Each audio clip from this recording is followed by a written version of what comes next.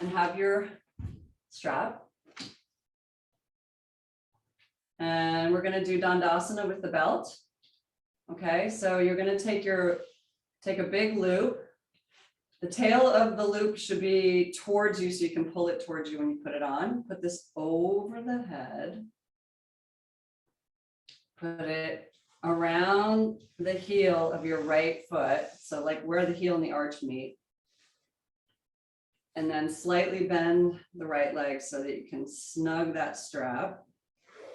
And then before you straighten your right leg, make sure that the strap is kind of mid butt. And then press into the strap.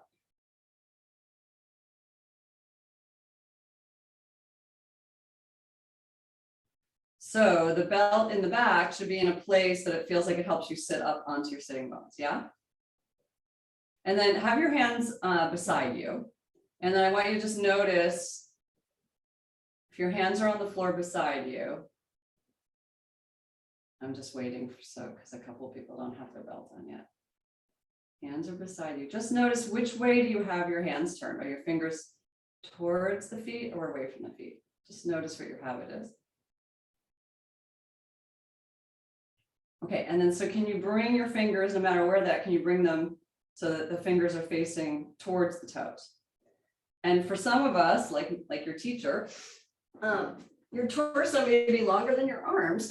So you might feel like you need a little tiny support under the heel of the hand so that you can ground through the heel of your hand.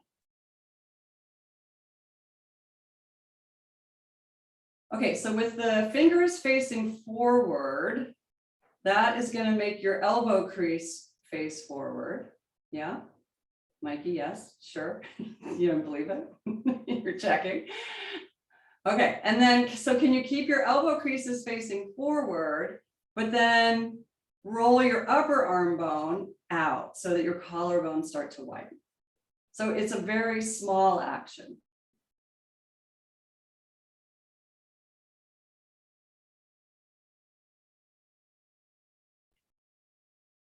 But you're not throwing the elbow joint away to overcrank the upper arms.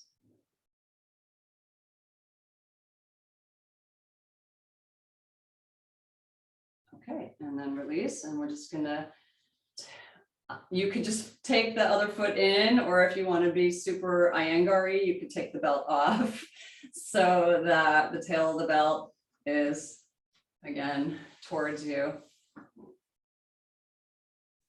Don't want to impose that on anybody. The belt's already daunting. Okay, and then you're going to find out whether you need to loosen the strap, tighten the strap. Most of us have a tiny bit of, it may not be leg length disparity, it might be spinal disparity where one hip is up. So just see if you need to adjust the belt on the second side at all. And then lengthen into that belt. So again, the strap is on the heel and the arch. Okay, and then again, hands facing forward. So think of your hands in this position like your feet, right? So often I tell you to press through the ball of the foot. So the root of your index finger is like the ball of the foot, right? Can you press into that inner hand? And also, if you have any wrist discomfort, you could also put a little bit of height under your wrists, okay? All right, and then keeping that inner hand grounded, and that's what keeps your elbow creases pretty neutral. Then right at the joint where the upper arm bone and the shoulder meet, can you rotate out there? So your collarbone's widen, but it's not this huge dramatic shift. So your hands are helping to keep your spine lifted, right? The inner hands grounded so that the crown of the head can lift up.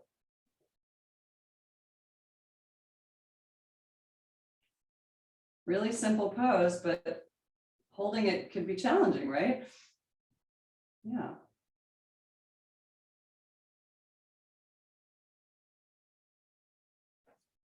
Okay, and then relax. If you tend to have a sensitive tail at all, you could put a blanket under you. We're gonna come into a modified boat pose. So you don't need to change the strap orientation, but put both of your feet into the belt now, but move the belt up into your armpits. All right, now hold on. It was just a 3-hour tour. Some of you know that reference.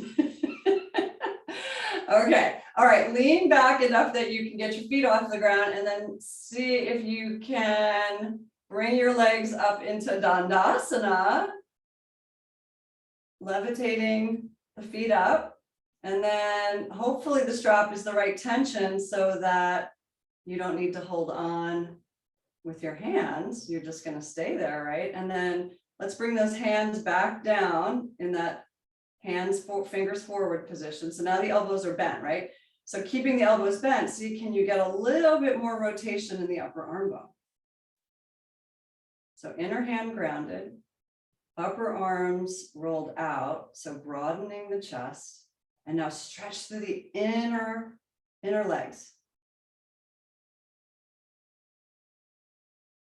Okay, now keep your left foot where it is. Slip the right foot out. If you need to tighten the strap, you can tighten the strap. So now you've got right leg bent, foot on the floor, left foot in the strap in the air. Okay, you've got your wrist support if you need it. Rotate your upper arm bones out. And now let's see if you can lift your buttocks off the floor and stretch the left leg up. So you're kind of in a Purvottanasana, an Ekapada Purvottanasana, we'll call this. Press that inner right foot into the floor. Right buttock should be working like crazy, crazy, crazy. Good, and then come down. And bend your left leg a little bit to get your right foot in. You're gonna switch the legs. Take a moment here, lengthen the inner right leg. Okay, elbows are slightly bent, rotate your upper arms out. Okay, take a deep breath in. Exhale, pressing into the left foot. Lift your pelvis as high as you can, as high as you can. Trying to get your left femur bone parallel to the floor. Left butt has to work. Oh, Krampasana. I'm seeing some Krampasana happening. Press your inner hands down. Okay, and then all the way out you go. All right, and then off with your sash.